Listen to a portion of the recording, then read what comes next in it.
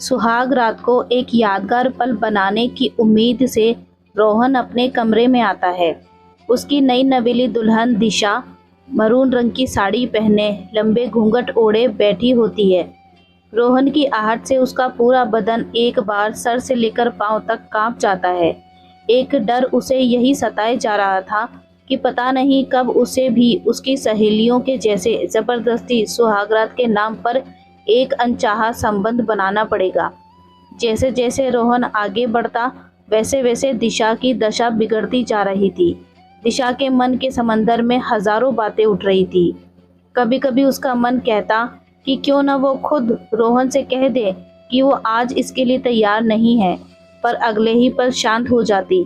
अभी अनेकों बातों में उलझी पड़ी थी कि उसे रोहन की आवाज़ आती है। रोहन जी, मैं कह रहा था मैं सामने सोफे पर सो जाता हूँ। मुझे लगता है अभी हम एक दूसरे को समझ लें तो अच्छा होगा। इतना कहकर रोहन ने एक तकिया उठाया और सोफे की ओर चल दिया। दिशा को मानो मनचाहा वरदान मिल गया हो। मन ही मन काफी खुश थी और रोहन की बात सुनते ही उसका जी कुछ हल्का हुआ। पूरी शादी दिशा की इसी बात की खौफ से बीती थी। आज उसे कुछ इत्मीनान हुआ। दिशा के लिए सुहागरात दो जिस्मों का नहीं बल्कि दो आत्माओं का मिलन था। किसी को बिना जाने समझे कैसे खुद को उसे समर्पित करे। रोहन के इस अंदाज ने दिशा के मन में एक कोना स्थापित कर लिया था। अगले दिन सुबह सुबह जल्दी उठ दिशा अपने पति रोहन के लिए चाय लिए रोहन के पास आती है। रोहन को चाय भी पिलाना था, मगर उठाए भी तो कैसे। बड़ी हिम्मत कर दो चार बार आवाज दी। आवाज लगाने के बाद भी रोहन जब टस से मस न हुआ तो दिशा ने अपने कांपते हाथों से रोहन को स्पर्श किया। दिशा के स्पर्श मात्र से रोहन की आंखें खुल जाती हैं। आंखों के सामने चांद जैसा खूबसूरत चेहरा, गुलाबी होठ, बड़ी बड़ी आंखें, भीगे उलझे केश। दिशा को देखकर एक पल के लिए रोहन किसी और ही ख्यालों में खो जाता है। तभी दिशा के बालों की बूंद रोहन के चेहरे पर पड़ती है, जिससे कि वो सकपकाकर उठ जाता है। रोहन, ओह आई एम सॉरी। दिशा जी, चाय लाई थी आपके लिए। दिशा ने रोहन को चाय दी और फिर शादी के अगले दिनों के दिन भर के काम में व्यस्त हो जाती है। रोहन भी अपने कुछ एक काम में व्यस्त हो जाता है और फिर शाम के 6 बजे रोहन वापस अपने कमरे में लौटता है। दिशा अपने कमरे में ही रहती है। उसकी एक जेठानी, जो कि उससे उम्र में शायद 3 या 4 वर्ष की अधिक होगी, उसे अपनी छोटी बहन जैसे स्नेह करती थी। रोहन ने दिशा को बताया कि उसके भैया और भाभी ने उनके लिए लेह लद्दाख की टिकट बुक कराई है और अगले दिन ही उन्हें जाना है। रोहन, दिशा अपना सामान पैक कर लो, कल 12 बजे की फ़्लाइट है। दिशा का दिल अब और तेज़ी से धड़कने लगा। अब तक तो उसे कम से कम घर के बाकी लोगों का रहना कुछ ठीक लग रहा था। अब जब अकेले रोहन के साथ जाने की बात आई तो उसका डर उस पर हावी होने लगा। दिशा ने सर हिलाकर हामी भरी और अपना और रोहन का सामान पैक करके कमरे में ही रख देती है। रोहन अपना तकिया उठाए सोफे पर चला जाता है। वहीं सोफे पर लेटते हुए दिशा से कहता है, दिशा अगर किसी चीज़ की ज़रूरत पड़े तो बता दीजिएगा। आशा करता हूँ कि आपको यहाँ कोई तकलीफ नहीं हुई होगी। दिशा धीमी आवाज़ में, जी सब ठीक है, बस कुछ डर सा लग रहा है। रोहन अपने माथे से हाथ हटाते हुए, कैसा डर? दिशा, वो कल बाहर जाना है ना। रोहन, अरे वो डरने की कोई बात नहीं है, मैं हूं ना, सो जाइए, कल निकलना भी है। रोहन और दिशा अगले दिन अपना सामान लिए एयरपोर्ट पहुंचते हैं। बोर्डिंग पास के लिए जहाज़ में अपनी सीट पर जाकर बैठते हैं। दिशा आज पहली बार जहाज़ में बैठी थी, इसलिए उसे ज़्यादा डर लग रहा था। रनवे पर जहाज़ के दौड़ते ही दिशा का डर का पारा चढ़ता ही जा रहा था और दिशा फिर से कसकर रोहन का हाथ पकड़ लेती है और अपनी आंखें मूंद लेती है। जब कुछ स्थिति सामान्य हुई तो अपने आप को ऐसी स्थिति में देखकर शर्म से पानी पानी हो गई। दोनों कहने को पति पत्नी थे, मगर एक भी बातचीत न हो रही थी। लेह के एयरपोर्ट पर पहुंचकर वहां उन्हें एक गाड़ी लेने आई और उन्हें एक बड़े ही खूबसूरत होटल में ले गई।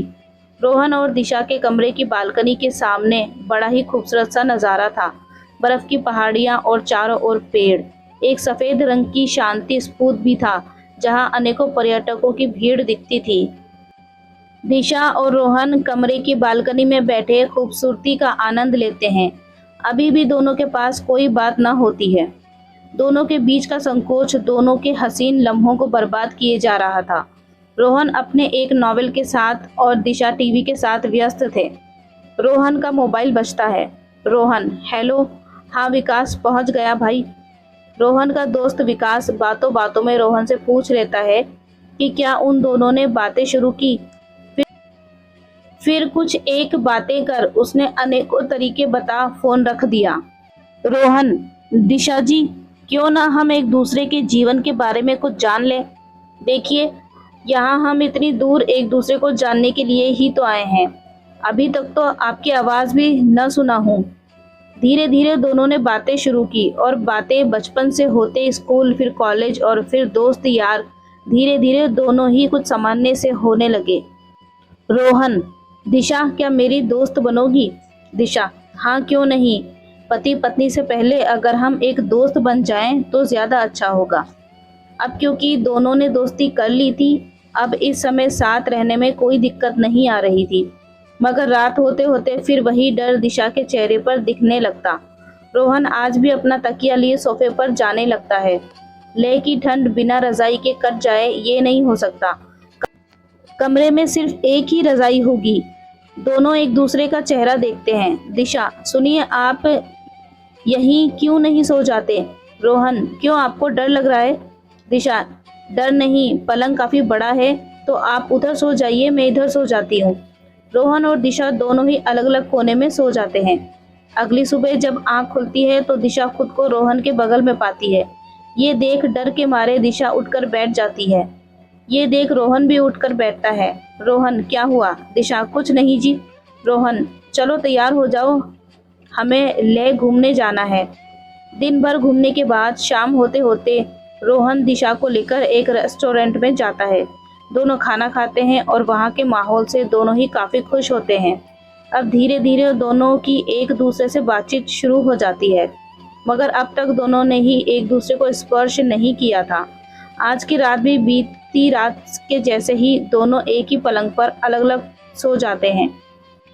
दिशा को एक बात की खुशी थी कि जैसा उसने चाहा था वैसा ही हुआ था उसके साथ। एकाएक आधी रात रोहन की नींद खुल जाती है। आंखों के सामने लैंप की हल्की रोशनी से दिशा का जगमगाता चेहरा उसके सामने होता है। दिशा भी रोहन के बेहद करीब में ही सोई होती है। ऐसे तो रोहन दिशा को देख न पाता, इसलिए एकटक उसे यूं ही निहारता रहता है। दिन भर की उसकी बातें, उसके बोल, उसका चलना फिरना, उठना बैठना, सभी कुछ याद कर रोहन उसे यूं ही देखता रहता है। रोहन दिशा के माथे पर हाथ फेरता है कि दिशा हाथों के स्पर्श से रोहन के और करीब आ जाती है और करवट लिए रोहन को पकड़ सो जाती है। रोहन के लिए इससे बड़ी बात कुछ हो ही नहीं सकती थी। जिस दिशा को वो दूर से निहार रहा था वही दिशा उसके बेहद करीब थी। आज रोहन के लिए बेहद ही खुशी का दिन था। रोहन दिशा के चेहरे पर गिरी जुल्फों को हटाने का प्रयास करता ही है कि दिशा की नींद खुल जाती है और रोहन को इतना करीब देखकर डर के मारे उठ दूर जाकर सो जाती है। रोहन कुछ कहना चाहता है मगर बात दिल में ही दबी रह जाती है। रोहन की खुशियां दरवाजे आकर वापस चली जाती हैं। धीरे धीरे रोहन को भी नींद आ जाती है। सुबह दोनों ही उठ एक दूसरे को गुड मॉर्निंग विश करते हैं और चाय की चुस्की के साथ बरामदे में आकर बैठ जाते हैं।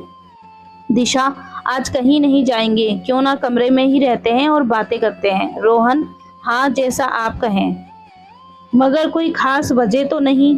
तभी दरवाजे पर दस्तक होती है। रोहन, रुको देखता हूँ कौन है। रोहन दरवाज़ा खोलता है तो वहाँ एक फूलों का गुलदस्ता रखा होता है और कोई भी नहीं होता।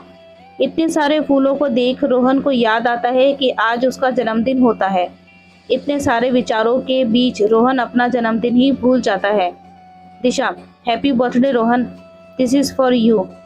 दिशा रोहन को एक गिफ्ट थमाती है। रोहन गिफ्ट को खोलता है तो उसमें एक बहुत ही प्यारा सा सोने का लॉकेट होता है।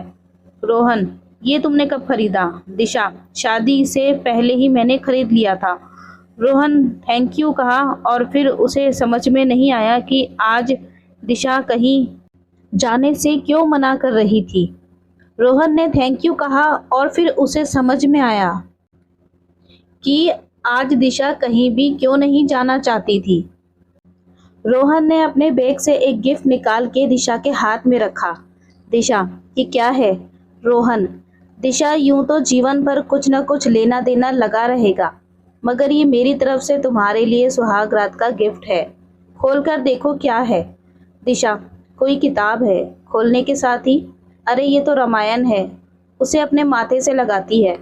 रोहन, देने को तो बहुत कुछ दे सकता था, मगर आज के लिए इससे उपयुक्त कुछ और न दिखा।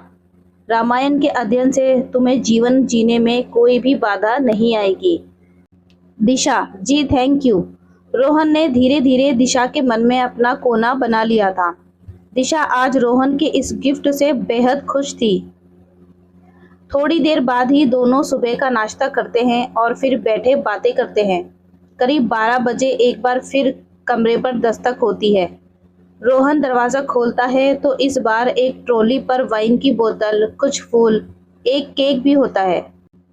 रोहन के इशारे पर रूम सर्विस वाला सब कुछ कमरे में रखे टेबल पर रख देता है। रोहन का ये पहला बर्थडे था जो इतना खूबसूरत था। दिशा रोमांटिक से संगीत चला केक को मोमबत्ती लगाकर सजाती है और फिर रोहन और दिशा मिलकर वाइन के साथ केक का आनंद लेते हैं। धीरे धीरे लगभग 3 घंटे यूं ही बातों और वाइन में ख़त्म हो जाते हैं। अब वाइन भी ख़त्म होने को आती है। वाइन का नशा दोनों पर ही दिखने लगता है। बातों बातों में दिशा अब पहले वाली दिशा नहीं होती है। रोहन दिशा का हाथ अपने हाथों में ले उससे कहता है, रोहन, दिशा, आज का दिन इतना खूबसूरत बनाने के लिए थैंक यू। शायद ये मेरे जीवन का पहला खूबसूरत जन्मदिन होगा। मैंने कभी नहीं सोचा था कि मेरा बर्थडे ऐसे बीतेगा। दिशा वाइन का ग्लास रखते हुए, रोहन, मैं भी चाहती थी हम दोनों एक दूसरे को पहले समझ लें, फिर जीवन की राह पर आगे बढ़े। इतना कहकर दिशा रोहन के बेहद करीब आकर उसके होठों को चूम लेती है।